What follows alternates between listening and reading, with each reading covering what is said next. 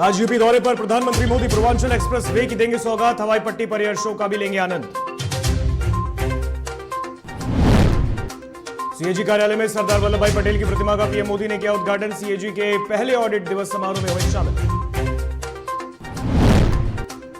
UP Bihar के बाद राजस्थान में एआईएमआईएम की एंट्री। असदुद्दीन ओवैसी ने कहा विधानसभा चुनाव लड़ेगी पार्टी। बिहार में शराबबंदी को लेकर सीएम की हाई लेवल मीटिंग जारी। बैठक में कई पहलुओं पर हो रही चर्चा।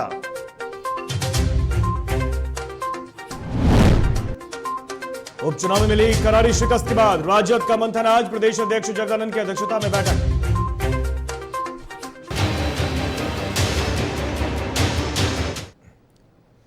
नमस्कार, आप देख रहे हैं डीटीवी भारत और मैं हूं आपके साथ ऋतिक। खबरें विस्तार से। प्रधानमंत्री नरेंद्र मोदी ने सीएजी मुख्यालय परिसर में पहले ऑडिट के अवसर पर आयोजित कार्यक्रम को संबोधित किया। सबसे पहले उन्होंने सरदार वल्लभ भाई पटेल की प्रतिमा का उद्घाटन किया। तो मौके पर प्रधानमंत्री मोदी ने कहा कि इस महत्वपूर्ण संस्था के माध्यम से देश की सेवा के लिए समर्पित आप सभी लोगों को ऑडिट दिवस की हार्दिक शुभकामनाएं। सीएजी मुख्यालय में संबोधित करते हुए पीएम मोदी ने कहा, एक संस्था के रूप में सीएजी न केवल देश के खातों का हिसाब किताब चेक करता है, बल्कि प्रोडक्टिविटी में, एफिशिएंसी में वैल्यू एडिशन भी करता है। और इसलिए ऑडिट दिवस और इससे जुड़े कार्यक्रम हमारे चिंतन मंथन, हमारे सुधारों का महत्वपूर्ण हिस्सा है।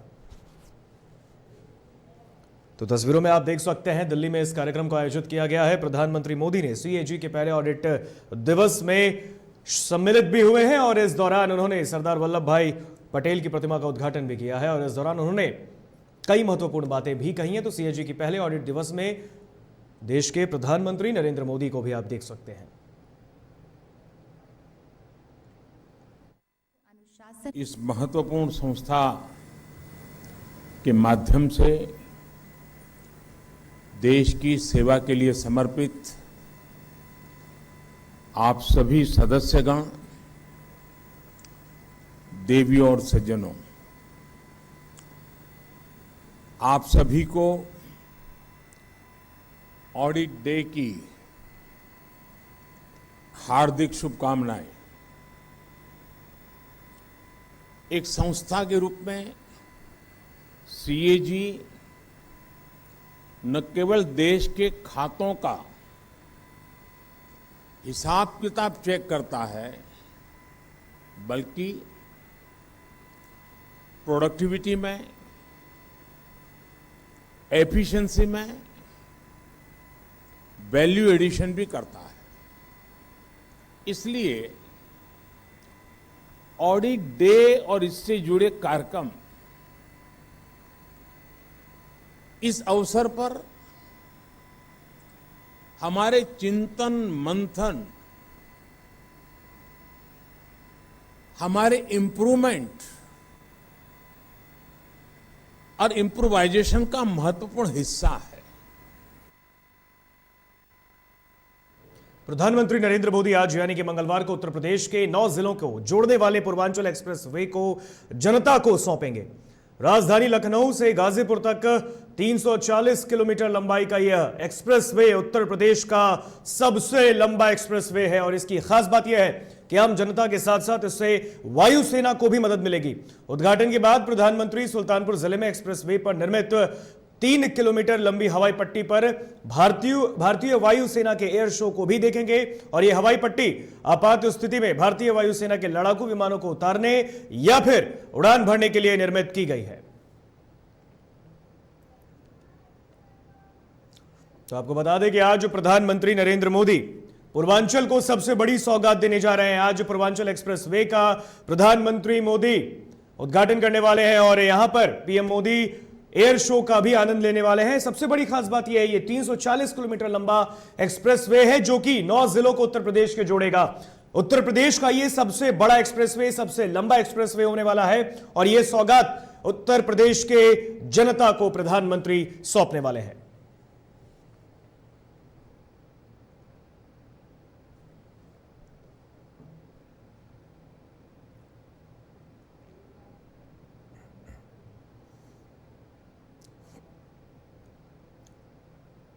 एआईएमआईएम के राष्ट्रीय संयोजक असदुद्दीन ओवैसी ने सोमवार को कहा कि उनकी पार्टी राजस्थान में आगामी विधानसभा चुनाव लड़ेगी। राजस्थान में आगामी विधानसभा चुनाव तो इसके आखिर में होने हैं और ओवैसी ने कहा कि पार्टी की राजस्थान इकाई की औपचारिक शुरुआत जल्द ही कर दी जाएगी। राज्य में विधानसभा की 200 सीटें हैं। हमारी पार्टी ने यह फैसला लिया है कि हम राजस्थान में अपनी पार्टी को लॉन्च करेंगे और यहां पर ही शुरुआत करेंगे।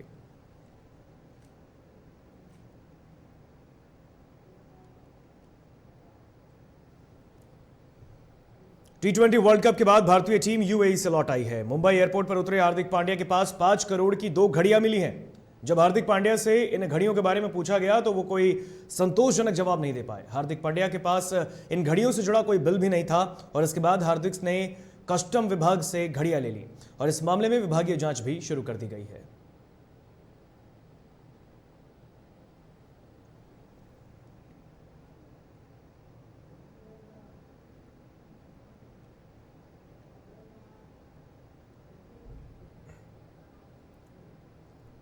और इस वक्त की एक बड़ी खबर बिहार की राजधानी पटना से आ रही है, जहां शराबबंदी कानून को लेकर समीक्षा बैठक जारी है। इस वक्त की बड़ी खबर, सीएम नीतीश की अध्यक्षता में यह बैठक चल रही है। इस वक्त की बड़ी खबर, बैठक में मंत्री और अधिकारी भी मौजूद है। बड़ी खबर डीटीवी भारत पर आप देख रहे हैं। शराबबंदी को लेकर मुख्यमंत्री ने यह बैठक बुलाई है। शराबबंदी को लेकर कई पहलुओं पर चर्चा हो रही है मुख्यमंत्री नीतीश कुमार की अध्यक्षता में। समीक्षा बैठक के बाद प्रेस कॉन्फ्रेंस कर जानकारियां भी साझा करेंगे मुख्यमंत्री नीतीश कुमार। बड़ी खबर, शराबबंदी कानून को लेकर समीक्षा बैठक जारी है। आज यानी कि मंगलवार 16 नवंबर सीएम नीतीश की समीक्षा बैठक, हाई लेवल मीटिंग।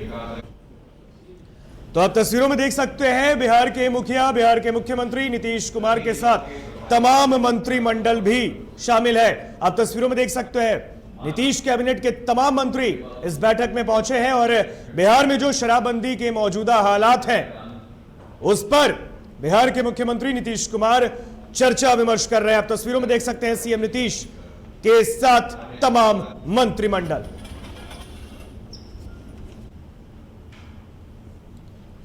तो मुख्यमंत्री नीतीश कुमार ने यह समीक्षा बैठक बुलाई है। बिहार में जिस तरीके से लगातार जहरीली शराब से 65 लोगों की जानें चली गई, उस पर अब सूबे के मुखिया भी गंभीर हैं, एक्शन मोड में हैं और सीएम नीतीश ने 16 नवंबर यानी कि आज ये high level meeting CM Nitish ने बुला ली है और इस बैठक में तमाम कैबिनेट के मंत्री, मुख्यमंत्री की कैबिनेट के तमाम मंत्री इसमें मौजूद हैं। बिहार के दोनों डिप्टी सीएम भी इस बैठक में शामिल हुए हैं, सम्मिलित हुए हैं और सीएम नीतीश ने कहा भी था बीते दिन कि हम इस पर अधिक जानकारी लेंगे और एक एक पहलुओं पर चर्चा करेंगे। अब सीधा न्यूज रूम लेकर चलेंगे हम आपको, जहां पर हमारी सहयोगी पूजा हमारे साथ जुड़ गई है। पूजा से बातचीत करेंगे। पूजा, सीएम नीतीश ने यह हाई लेवल मीटिंग बुला ली है, तमाम मंत्रिमंडल मौजूद है, तस्वीरों में हमने देखा है और सीएम ने कहा है कि हर एक पहलुओं पर हम चर्चा करेंगे।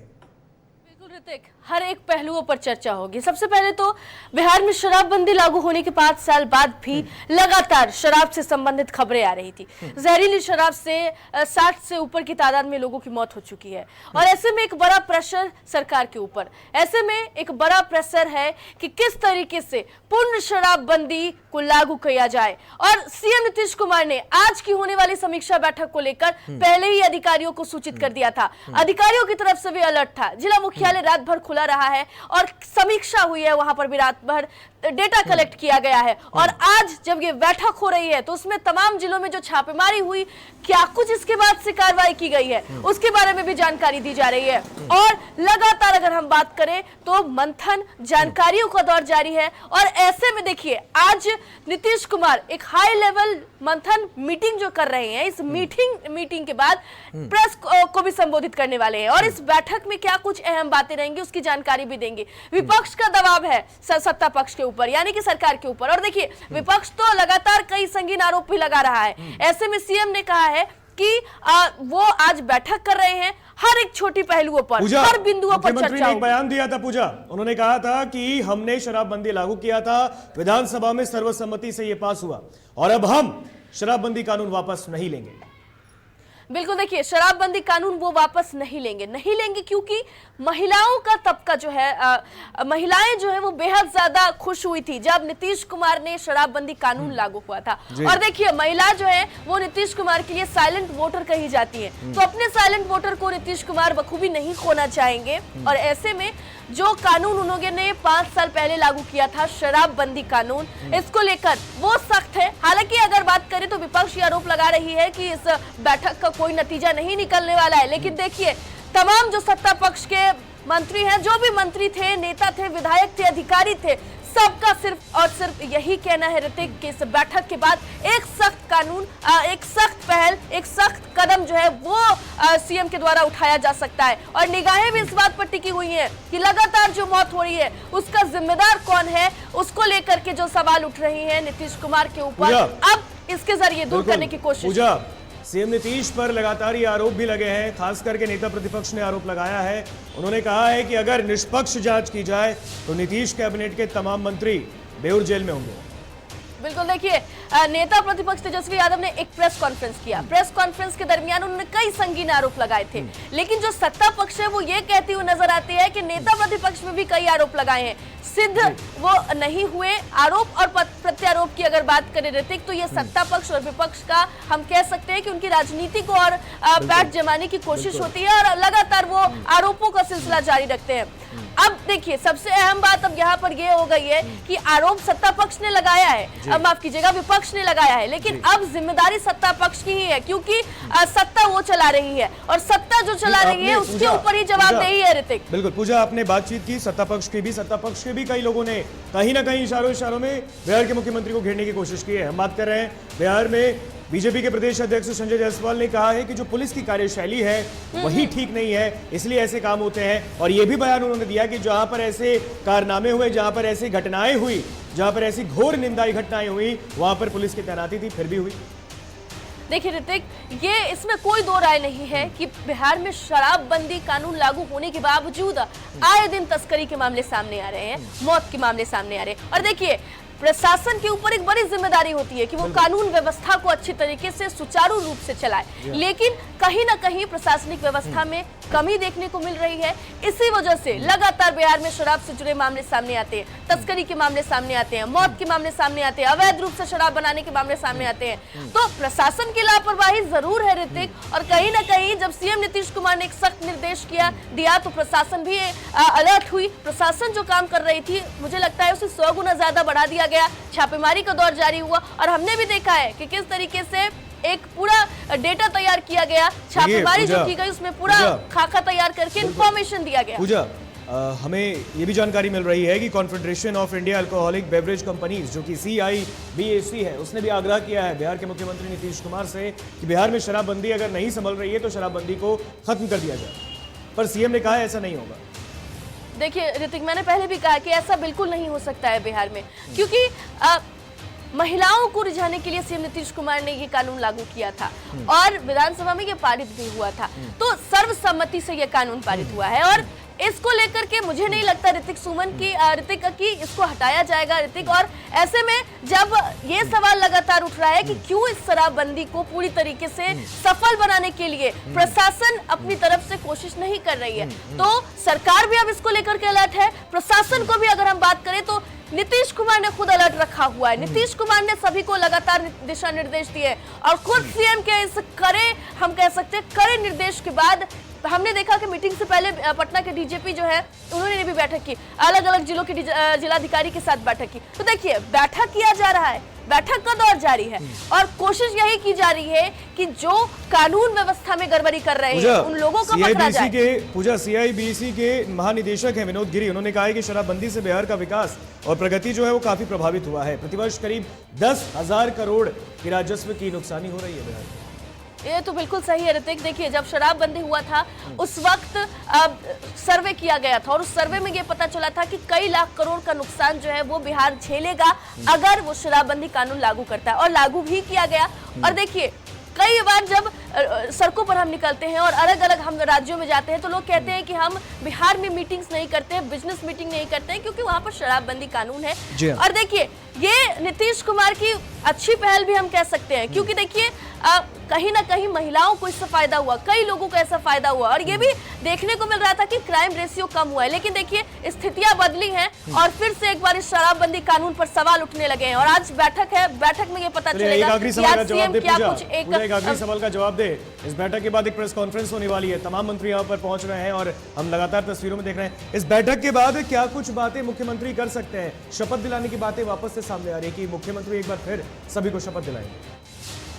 देखिए इसका जवाब मैं आपको बस इतना देना चाहूंगी ऋतिक कि देखिए बैठक तो होगा, बैठक के बाद कई बातें, अंदर क्या कुछ बातों पर मंथन चली है, किस पहलुओं पर चर्चा हुई है, विस्तृत जानकारी तो नहीं होगी लेकिन एक संक्षिप्त जानकारी जरूर दी जाएगी। ये बताया जाएगा कि क्या कुछ विशेष कदम जो है वो उठाए गए हैं ऋतिक। लेकिन सबसे अहम ये है, और ये अहम है कि जब सरकार किसी कानून को लागू करती है तो सफल बनाने का दायित्व प्रशासन सरकार का ही है। और अब देखना यह है पूजा कि इस बैठक के बाद क्या कुछ निकलकर सामने आता है, क्योंकि ये बहुत बड़ी high level meeting CM Nitish ने बुलाई। हालांकि विपक्ष ने कह दिया है ये बैठक भी भिक्षा बैठक है। हालांकि अब देखते हैं इस बैठक के बाद क्या कुछ निकलकर सामने आता है। फिलहाल पूजा बहुत बहुत शुक्रिया आपका, आपने तमाम जानकारी इस खबर पर हमसे साझा की। तो मुख्यमंत्री नीतीश कुमार आप तस्वीरों में देख सकते हैं समीक्षा बैठक कर रहे हैं और इस बैठक में बिहार सरकार के तमाम मंत्री, डीआईजी, डीजीपी, तमाम लोग वहां पर मौजूद हैं और एक एक पहलुओं पर जैसा कि मुख्यमंत्री ने कहा है वो विचार विमर्श कर चर्चा कर रहे हैं और उसके बाद एक प्रेस कॉन्फ्रेंस भी की जाएगी।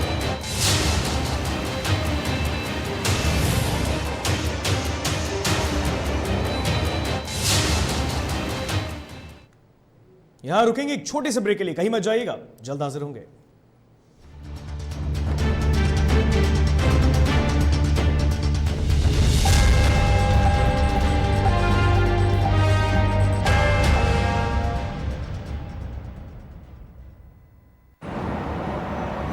सर छुट्टी चाहिए थी।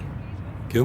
गांव के सारे घर कच्चे थे, बाढ़ में ढह गए, मेरा भी। Good morning sir. देखिए बुनियाद भी पक्की, आपका नया घर भी पक्का, सालों साल चलेगा सर। ठीक है, ले लो छुट्टी।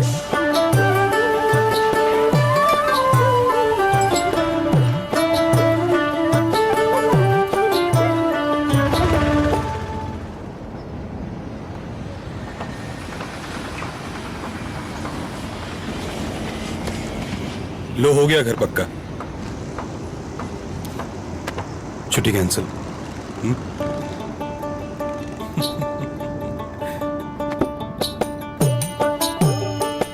सच्ची खुशी वही होती है जिसकी बुनियाद दूसरों की खुशी में हो। कोणार्क, खुशियों की बुनियाद। अबे गुड्डू ठीक से लगाओ बे, रिश्तेदार आएंगे तो उनको लगना चाहिए ना कि इस घर में हमारे चंदा का कितना मान सम्मान है और आज हम और हमारा परिवार कितना खुश है। हाँ हम तो आपको बताने ही भूल गए, हमारी चंदा इतने सालों बाद गाभन हुई है। और पहले जो दो आए ना तो स्वस्थ और तंदुरुस्त कैसे रहेगी। भला हो मधुसूदन गोल्ड पशु आहार का, जिसके देने से हमारी चंदा गाभन हुई और उसको एक रिष्ट पुष्ट बच्चा हुआ। अगर आप भी अपने पशुओं से करते हैं प्यार तो उन्हें दीजिए सिर्फ और सिर्फ मधुसूदन गोल्ड पशु आहार, भाग खुल जाएंगे।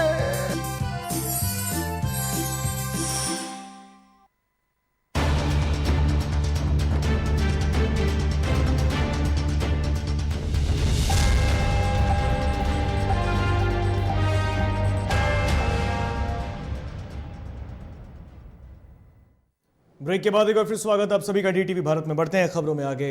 रोहतास जिले के करघर थाना क्षेत्र स्थित ज्वेलरी और बर्तन की दुकान से लाखों रुपए के जेवरात और 60,000 रुपए की नकद राशि लेकर चोर भाग निकले। घटना के बारे में दुकानदार ने बताया कि अहले सुबह जब दुकान पहुंचे तो देखा कि शटर का ताला टूटा है और दुकान से नकदी समेत लाखों रुपए की जेवरात गायब है। इसके बाद घटना की सूचना पुलिस को दी गई, जहां पुलिस मौके पर पहुंची और जांच पड़ताल कर रही है।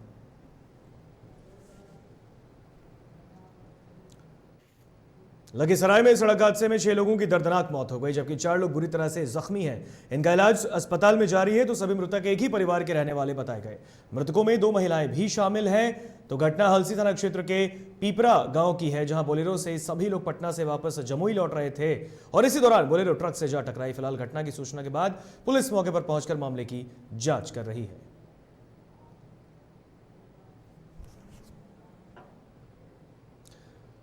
और इस वक्त एक बड़ी खबर सामने आ रही है औरंगाबाद से, जहां मिनी गन फैक्ट्री का खुलासा किया गया है। औरंगाबाद में बड़ी खबर, औरंगाबाद में मिनी गन फैक्ट्री का उद्भेदन, पर्दाफाश किया गया है। हथियारों का जखीरा और कारतूस भी बरामद किया गया है मौके से। बड़ी खबर, मौके से फैक्ट्री के संचालक को, मालिक को भी गिरफ्तार किया गया है। बड़ी खबर, ओबरा थाना के नवाओं में पुलिस ने यह पूरी कार्रवाई की है। तो बड़ी खबर औरंगाबाद से आ रही है, जहां मिनी गन फैक्ट्री का उद्भेदन किया गया है और मौके से फैक्ट्री के संचालक को भी पुलिस ने गिरफ्तार कर लिया है। तस्वीरों में आप देख सकते हैं, ये तस्वीरें औरंगाबाद की, जहां पर मिनी गन फैक्ट्री का खुलासा हुआ है। आप देख सकते हैं तमाम ऐसे औजार जिनसे तमाम बंदूकें जो बनाई जा रही थी वहां पर, वो भी वहां पर रखी गई है। आप देख सकते हैं मिनी गन फैक्ट्री का उद्भेदन औरंगाबाद की पुलिस ने कार्रवाई कर किया है। और इस खबर पर बातचीत करने के लिए हमारे साथ औरंगाबाद से हमारे सहयोगी रुपेश फोन लाइन पर जुड़ चुके हैं। रुपेश, औरंगाबाद में पुलिस की बड़ी सफलता, मिनी गन फैक्ट्री का खुलासा। जी, औरंगाबाद में पुलिस को एक बड़ी सफलता उस वक्त हाथ लगी है जब ओबरा थाना क्षेत्र के नवा गांव में मिनी गन फैक्ट्री का पुलिस ने उद्भेदन किया है। एसपी कांतेश्वर मिश्रा ने बताया कि गुप्त सूचना मिली थी कि ओबरा थाना क्षेत्र के नवा गांव में मिनी गन फैक्ट्री जो जैसे कि धड़ल्ले से चलाया जा रहा है, हथियारों की सप्लाई की जा रही है, जिसके आधार से पुलिस ने छापेमारी करते हुए कई हथियार और हथियार बनाने की कई सामग्रियां को भी बरामद किया है और फैक्ट्री मालिक को भी पुलिस ने धर दबोचा है। जी बिल्कुल बिल्कुल रुपेश, मालिक को भी गिरफ्तार किया गया। क्या कुछ कार्रवाई आगे की जा रही है इस पर? क्या उसने कोई और जानकारी दी है कि औरंगाबाद में, इस इलाके में कहीं अन्य जगह पर भी मिनी गन फैक्ट्री है? जी, जहाँ तक क्या कंतेश्वर मिश्रा, एसपी कंतेश्वर मिश्रा की बात करें तो उन्होंने बताया कि गिरफ्तार जो फैक्ट्री के संचालक हैं उनसे फिलहाल पूछताछ की जा रही है और जो भी इसमें जो भी लोग होंगे और उनको जल्द ही गिरफ्तार कर ली जाएगी। चलिए रुपेश, बहुत बहुत शुक्रिया आपका अधिक जानकारी औरंगाबाद में मिनी गन फैक्ट्री का खुलासा किया है।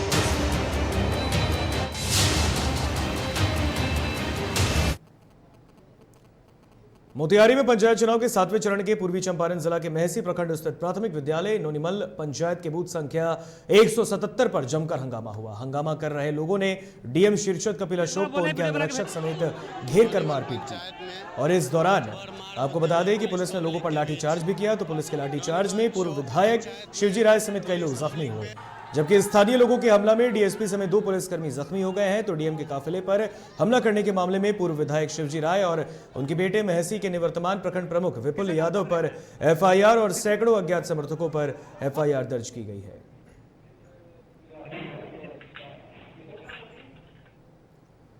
समस्तीपुर जिले के 2 प्रखंड सरायरंजन और मोरवा में 7वें चरण के मतदान खत्म होने के बाद अधिकारियों ईवीएम मशीन जमा करने पहुंचे। जिले के मोरदीवा पंचायत स्थित महिला आईटीआई कॉलेज में चुनावकर्मी नाबालिग बच्चों से मजदूरी करा रहे थे।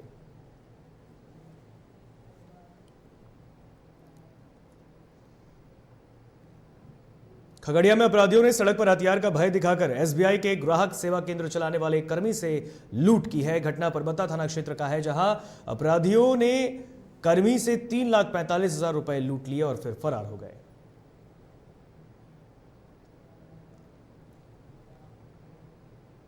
फिलहाल खबरों के सफर में इतना ही। आप मुझे दीजिए इजाजत। देखते रहिए डीटीवी भारत। नमस्कार।